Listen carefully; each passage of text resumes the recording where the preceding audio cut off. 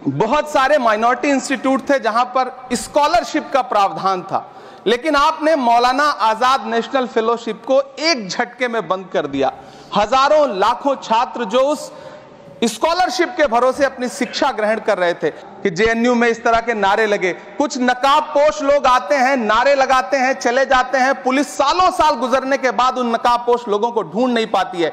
इतने प्रतिष्ठित शिक्षण संस्थानों को बदनाम करने के लिए जो तरीका सरकार इस्तेमाल कर रही है वो बहुत शर्मनाक है। जामिया की लाइब्रेरी में जिस तरह से लाठियां बरसाई गई थी, उनके जख्मों के निशान आज तक नहीं सूखे हैं। अलीगढ़ मुस्लिम विश्वविद्यालय को लेकर के वहां के सांसद जिस तरह की भाषा का इस्तेमाल करते हैं वो बहुत शर्मनाक है कि ये नुक्ता हटा करके आप देवनागरी भाषा को मजबूत कर रहे हैं या उसे कर्कश और कमजोर बना रहे हैं। एनसीईआरटी की जो किताबें हैं उनसे हिंदू मुस्लिम एकता के जो चैप्टर हटाए जा रहे हैं। भूख के एहसास को शेरो सुखन तक ले चलो या गजल को मुफलिसों की अंजुमन तक ले चलो, मुझको नज्मो जब्त की तालीम देना बाद में, पहले अपनी रहबरी को आचरण तक ले चलो। कुछ बड़े शिक्षण संस्थान हैं, नदवा और देवबंद जैसे, क्या न्यू एजुकेशन पॉलिसी के कॉन्टेस्ट में आपने इन बड़े संस्थानों से डायलॉग करने का कोई मानक या कोई बातचीत शुरू करने का प्लान बनाया है या नहीं?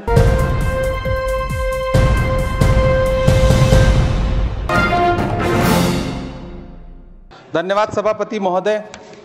भूख के एहसास को शेरो सुखन तक ले चलो या गजल को मुफलिसों की अंजुमन तक ले चलो, मुझको नज्मो जब्त की तालीम देना बाद में, पहले अपनी रहबरी को आचरण तक ले चलो। सभापति महोदय, मैं न्यू एजुकेशन पॉलिसी पे बात करने के लिए खड़ा हुआ हूं। माननीय मंत्री जी यहां मौजूद हैं। न्यू एजुकेशन पॉलिसी कहती है कि हमारा जोर टीचर्स ट्रेनिंग पर होना चाहिए, लेकिन जो नेशनल सैंपल सर्वे ऑफिस का आंकड़ा है वो कहता है कि इस देश में सिर्फ 13% टीचर हैं जो ट्रेंड हैं। तो मैं माननीय मंत्री जी से जानना चाहता हूं कि क्या जो 87% टीचर्स हैं जिन्हें ट्रेनिंग देने की अभी जरूरत है, उनको ट्रेनिंग देने के लिए हमारे पास क्या रोड मैप रहेगा, और क्या हमारे पास इतने बड़े पैमाने पर कॉलेजेस हैं, रिसोर्सेज हैं जिनसे उन्हें ट्रेन किया जा सके। हमारी न्यू एजुकेशन पॉलिसी कहती है कि टेक्नोलॉजी पे जोर दिया जाए, और टेक्नोलॉजी के सहारे पढ़ाई को हमने कोविड के दौरान देखा भी है कि किस तरह से बच्चों को टेक्नोलॉजी के सहारे पढ़ाया गया। लेकिन मैं माननीय मंत्री जी से पूछना चाहता हूं कि जब इस देश में 80 करोड़ लोग 5 किलो राशन पे गुजारा कर रहे हों, तो क्या उन परिवारों तक इंटरनेट, कंप्यूटर, लैपटॉप जैसी सुविधाएं पहुंचाने के लिए कोई रोड मैप है ताकि उनके बच्चों को शिक्षित किया जा सके? मैं एक बहुत महत्वपूर्ण बात और सभापति महोदय यहां कहना चाहता हूं कि माइनॉरिटी कम्युनिटी से जुड़ा हुआ जो मदरसा एजुकेशन का पैटर्न है, उस पे बहुत गंभीरता से माननीय मंत्री जी से पूछना चाहता हूं कि जो न्यू एजुकेशन पॉलिसी है, कुछ मदरसे ऐसे हैं जिनको सरकार रिकॉग्नाइज करती है, लेकिन कुछ बड़े शिक्षण संस्थान हैं, नदवा और देवबंद जैसे, क्या न्यू एजुकेशन पॉलिसी के कॉन्टेस्ट में आपने इन बड़े संस्थानों से डायलॉग करने का कोई मानक या कोई बातचीत शुरू करने का प्लान बनाया है या नहीं? ये मैं पूछना चाहता हूं। और एक बहुत महत्वपूर्ण बात मंत्री जी से मैं पूछना चाहता हूं कि बहुत सारे माइनॉरिटी इंस्टीट्यूट थे जहां पर स्कॉलरशिप का प्रावधान था, लेकिन आपने मौलाना आजाद नेशनल फेलोशिप को एक झटके में बंद कर दिया।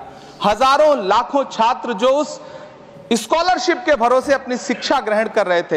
एक तरफ प्रधानमंत्री जी कहते हैं सबका साथ सबका विकास, एक हाथ में कंप्यूटर एक हाथ में कुरान, लेकिन जब स्कॉलरशिप आप बंद कर देते हैं तो गरीब तबके से आने वाला अल्पसंख्यक समुदाय के जो बच्चे हैं, उनकी शिक्षा व्यवस्था को लेकर के, उनकी शिक्षा को आगे बढ़ाने को लेकर के आपके पास क्या प्लान है? मैं माननीय शिक्षा मंत्री जी यहां पर बैठे हैं, उनसे कहना चाहता हूं कि पूरे देश में, पूरी दुनिया में प्रधानमंत्री जी जाकर के महात्मा गांधी जी की मूर्ति के सामने सर झुकाते हैं, उन्हें फूल चढ़ाते हैं, लेकिन आप ही की सरकार एनआईटी कैलीकट में प्रोफेसर साइजा ए को योजना और विकास विभाग का डीन बना देती है, जो खुल करके कहती हैं कि मेरी नजर में नाथूराम गोडसे तो बहुत महान था। तो आपकी नई एजुकेशन पॉलिसी ये है, इस दिशा में जा रही है। मैं आपके महोदय से सभापति महोदय ये कहना चाहता हूं कि किस तरह से एनसीईआरटी की किताबों में सांप्रदायिकता को परोसा जा रहा है। माननीय मंत्री जी, क्या आपके संज्ञान में है कि केंद्रीय हिंदी संस्थान और नीपा जैसे जो संस्थान हैं उसमें अघोषित तौर पर यह कह दिया गया है कि देवनागरी में लिखते हुए जो नुक्ते लगाए जाते थे, जिनको यह कहा जाता है कि वो उर्दू से आते हैं, उनको अघोषित तौर पर रोक दिया है कि नई छपने वाली किसी भी किताब में नुक्ता नहीं लगाया जाएगा। एनसीईआरटी की किताबें छापने वाले, लिखने वाले कई लोगों से मेरी व्यक्तिगत बात हुई, उनका यह कहना था कि हमें ऊपर से आदेश है, हालांकि ऐसा कोई लिखित आदेश नहीं है। तो मैं आपसे जानना चाहता हूं कि यह नुक्ता हटा करके आप देवनागरी भाषा को मजबूत कर रहे हैं या उसे कर्कश और कमजोर बना रहे हैं? यह मेरा माननीय मंत्री जी से अनुरोध है और यह मैं उनसे जानना चाहता हूं। सभापति महोदय, पीएम श्री विद्यालय को लेकर के बहुत बातें हुई। मैं एक चीज कहना चाहता हूं कि गाजीपुर एक जिला है उत्तर प्रदेश में, वहां वीर अब्दुल हमीद विद्यालय है धामूपुर गांव में।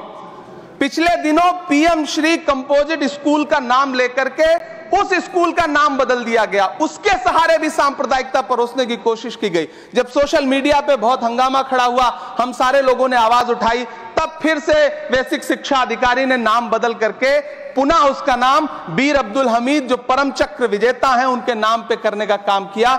ये इस योजना के थ्रू भी सांप्रदायिकता को जो परोसने का काम किया जा रहा है, उसको मंत्री जी के संज्ञान में है यह बात या नहीं, और रोकने के लिए क्या काम करेंगे? एनसीईआरटी की जो किताबें हैं उनसे हिंदू मुस्लिम एकता के जो चैप्टर हटाए जा रहे हैं।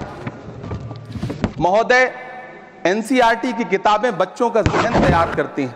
आप बेसिक तौर पे एक नया इतिहास पढ़ाने के चक्कर में बच्चों को, छोटे बच्चों को जो गुमराह करके उनको एक झूठा इतिहास पढ़ाने का प्रयास कर रहे हैं, आगे चल के दुनिया में वो बच्चे कहां सस्टेन करेंगे?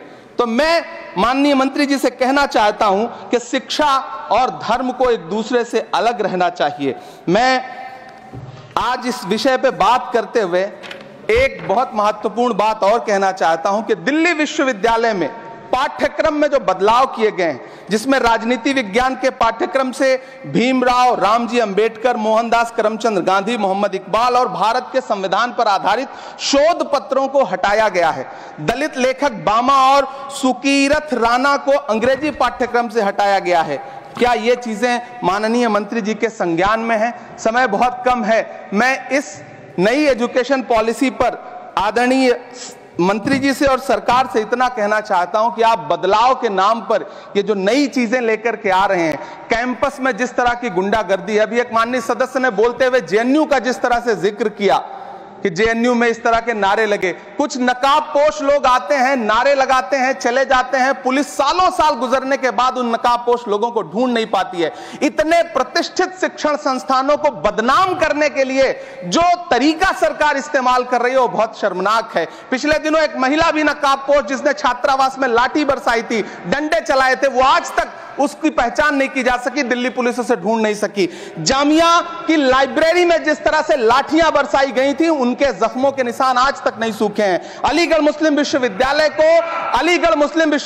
को लेकर के वहां के सांसद जिस तरह की भाषा का इस्तेमाल करते हैं वो बहुत शर्मनाक है। माननीय मंत्री जी और सरकार से मैं आपके माध्यम से पूछना चाहता हूं और यह कहना चाहता हूं, आप बदलाव के नाम पर जो नई चीज लाने की कोशिश कर रहे हैं, महोदय, नदियों को साफ मत करिए, उन्हें गंदा मत होने दीजिए, नदियां अपने आप साफ हो जाएंगी। सभापति महोदय, मैं तो कहना चाहता हूं कि जंगल मत उगाइए, बस पेड़ों को काटना बंद कर दीजिए, जंगल अपने आप उग जाएंगे। मैं तो सरकार से कहना चाहता हूं कि शांति स्थापित करने के लिए भाषण मत दीजिए, अशांति फैलाना बंद कर दीजिए, शांति अपने आप स्थापित हो जाएगी। मैं तो कहना चाहता हूं कि प्रेम फैलाने पर लंबे लंबे लेख मत लिखिए, बस नफरत करना बंद कर दीजिए, प्रेम अपने आप फैल जाएगा। ये जो नई एजुकेशन पॉलिसी है, इसमें जिस तरह से गरीब तबके के लोगों को, हाशिए पर मौजूद लोगों को शिक्षा से दूर करने का प्रयास किया जा रहा है, वो बहुत शर्मनाक है।